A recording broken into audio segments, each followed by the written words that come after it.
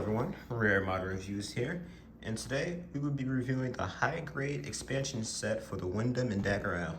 So this is actually something I had for a while, and come to think of it, I don't know why I'm only just not getting on to doing a review of these things. But basically this is going to be a P-Banda exclusive pack that gives these two quite a bit of extra accessories to play around with.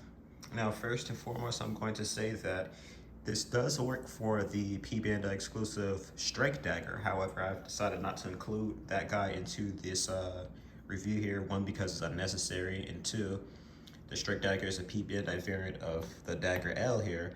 So basically just imagine this guy, but of course a bit more accurate to the way that a Strike Dagger would look like, and you kind of get the gist of how everything will work here. That, and of course the Strike Dagger technically is supposed to use striker packs. That's kind of just a result of that thing, reusing parts from the Dagger L. But moving on, the first accessory we're going to cover here, I'm going to scoot this guy to the side here and bring it back in the frame in just a minute, don't you worry. And that is going to be the stilettos here. So these are basically explosive daggers that the Windam wields. Where these things go, I am not sure. If I had to guess, I'd probably say they're in the side armor. I'm not sure. It did use these things in the shell, but again, I don't recall seeing these things being drawn. It just kind of were in the Windam's hands like so. Just slide it on in and it just threw the dagger and exploded. Of course, didn't kill anyone, but I mean, there's really not much else to really go on with the daggers here. They look cool. They hold in the hands just fine here. And of course, bringing the Dagger L here, whose beam sabers hold in much better than Windam. Still want to point that out. They can hold in the hand just fine. If you guys are curious about the shields, I mostly put the shields on just to show you guys that you can have the shields on along with the backpacks. It doesn't really do much besides kind of make things a little awkward to hold.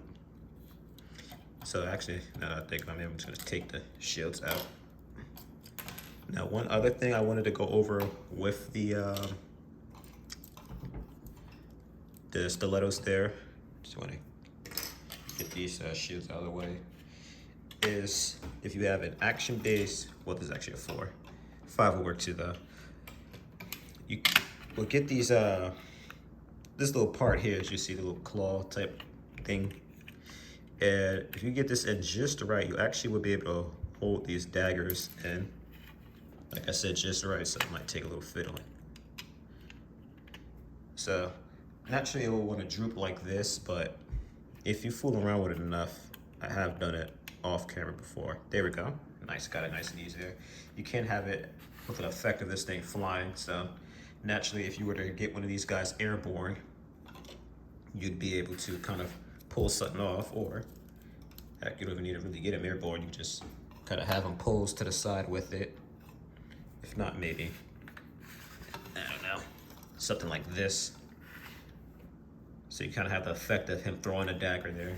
So I'm going to go ahead and get this out of the way here so this doesn't mess anything up later on.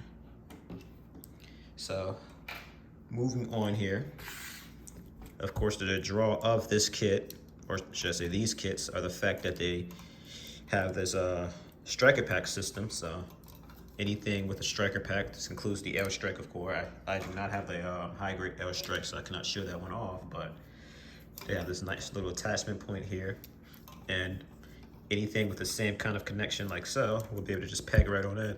So even though the recoilless cannon here has never been used on the Windam in the show, it is something that technically would be possible.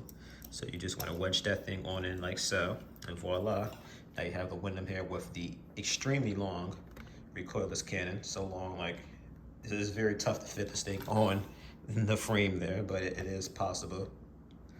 Now, I'm actually going to go ahead and go into articulation for this thing here. I should have recoilless cannon on the Dagger, which is the preferred user of this thing, but I'm going to go ahead and do it on the Windam here. So one thing, of course, to keep in mind though with the Windam is these antennas here. It's very Gundam-like antennas, I want to mention. It's probably one of the things I love the most about the Windam. But you kind of have to play around with those if you want to move around these cannons. So you, of course, can move them straight forward, down over the shoulders like so. And again, being mindful of the antennas, you want to move those things back so you can have them way up in the air there. You can move around the arms here. And this thing is amazing arm articulation, that's no problem. So how weird this would be, you can have it point the cannons behind it. I don't know what would be the use of that. I guess if the pilot's some cocky bastard there, he could kind of pull the cannons behind him and shoot someone. You know, they are recoilless, so they're trying to do so. Oops. Wasting this thing has always been a bit of an issue, but it mostly popped off because the cannons knocked into it. They also have a little bit of wiggle because they're on a ball joint, so you could do something with that. I believe that's really it.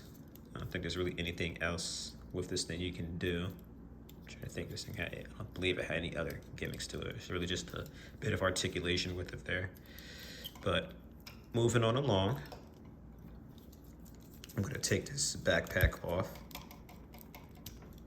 I also want to mention this thing does have a whole assortment of water slide decals that you can add to these things. I didn't use any of them. I did, however, use some of the stickers. Speaking of which, let me show the stickers.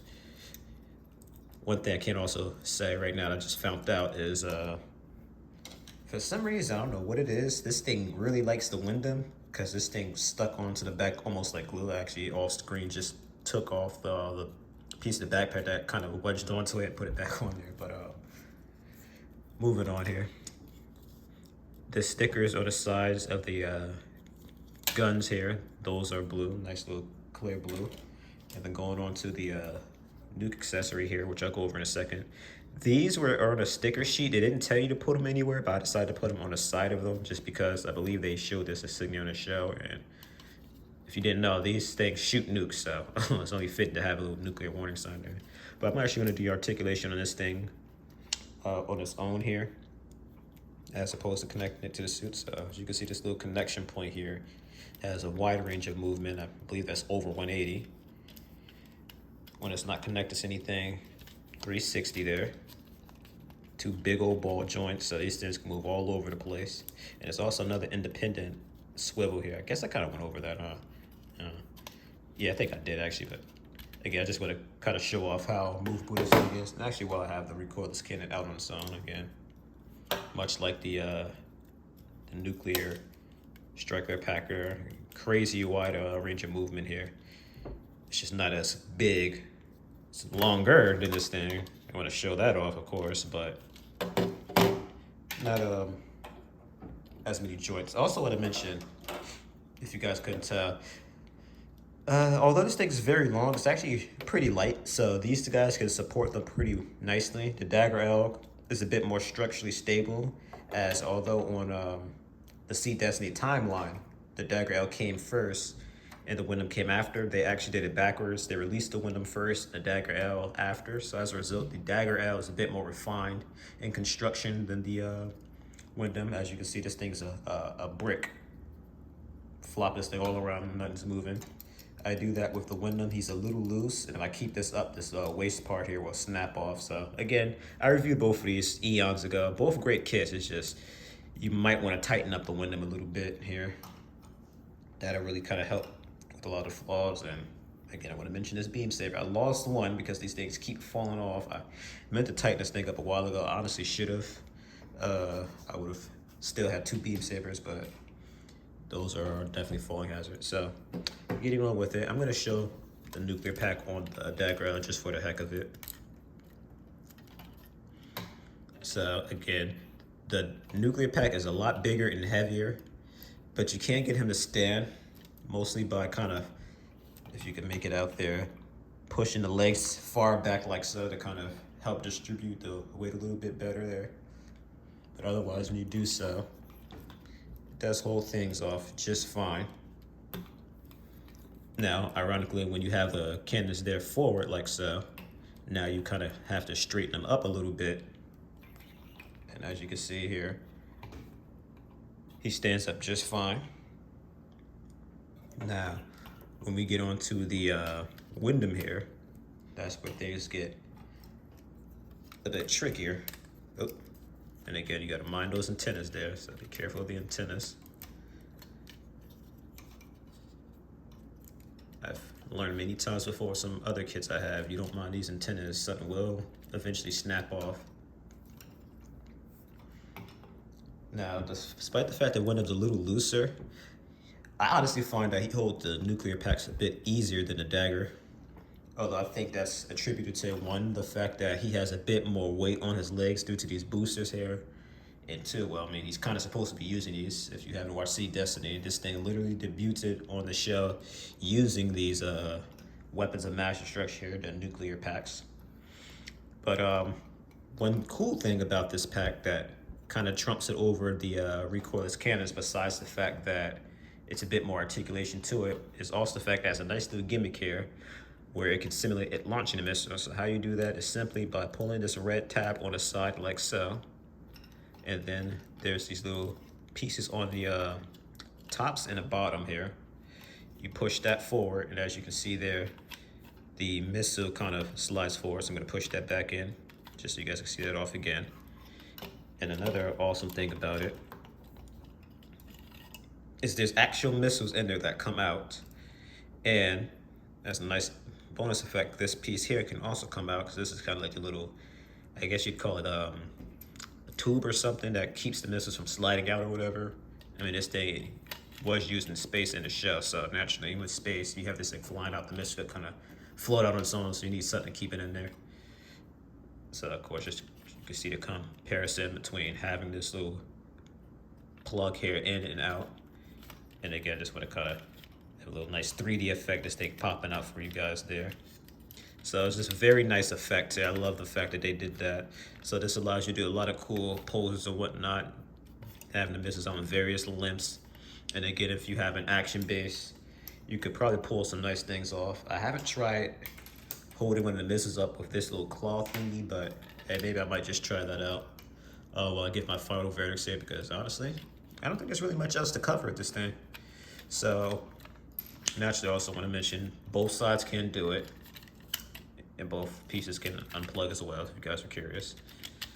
But will I recommend this thing? Heck yeah, I will. For starters, I always said that something felt like it was missing, particularly with the Dagger L here, because the Dagger L came just as is. The gun here and the shield, and a couple of beam sabers, or beam sabers and the pink beams. But it was notably missing a striker pack, whereas the Windam here, it came with everything you see here, plus the jet striker pack, and 2 beam sabers, plus the pink beams, and the rifle, which I decided not to bring, because I didn't feel like it was really that necessary. Honestly, I had the rifle with this thing's hand, that's why it's even still on it. But moving on. These expansion packs here, I can add a lot more to this thing, as now you have a lot more accessories to play around with, especially the Dagger L here. I really love the Dagger L with the recoilless cannon. One, because the colors match up so great, and two, it just looks really awesome with this ginormous cannon on here. And I just love, again, the Windam. I love its design, and I just love the scene where these nut jobs try to nuke the colonies, or I'm sorry, the plants. Pilots are all a bunch of crazy boosted men. It is just a nice scene seeing those guys flying with these nukes, and then they had the orchestra playing, so that scene there really just like stuck with me. Of course, we'll show this guy on an action base. One thing I do want to mention, you can get these things both up on an action base. When you get an action base 4 or 5 like so, it's a breeze. If you were to use the thinner little attachment to the action base, out of hindsight, actually no, I think this is it right here, if I'm not mistaken here. I believe this fits. Oops. See, it's weird. This thing is super loose in the Dagger L, but it's super tight in the Windam. That's why I say it likes the Windam. But yeah. With the recoilless cannon, oh no, I popped the antenna out. Oh, wow, I don't know how I did that. I'll find out later. It's these, I believe in these weird angles I'm attaching these. Me trying to do this on camera, I'm not minding the attachment point very well, but anywho. Yeah, with the recoilless cannon, you can get him on a base here, no problem. Like as you see here, it doesn't move. However, if I were to try to do that with this nuclear pack, that thing's gonna fall. So again, you get these guys in action base. Come on, you can't say this doesn't look incredible. Now, what I mentioned before though, will you be able to do anything with the little claw hand and these? That's to be determined. Try it out right now, but again, this is the P-Bandai exclusive. I want to say though that as of right now, oh yeah, hey, wasn't there for a second. I want to say as of right now, you might be able to go straight to the website and order these things and have them shipped to you right away. But don't quote me on that. If that is the case, if you can't pre-order this thing right now, whether it ships immediately or you have to wait a few months like usual with P-Bandai, I'll send a link on the comments, so check that out if, again, you're interested in these guys. But again, I can't recommend these things enough. I already love the 2 high grades here by themselves, so you add in a nice little expansion pack. It's about $26, give or take. I mean, you can't really go wrong with that at all, in my opinion. So this review actually went on a lot longer than I planned on. Good on me rambling around about nonsense as usual, but I'm gonna go ahead and end it here, guys. So like, comment, and subscribe. Stay tuned for the next review.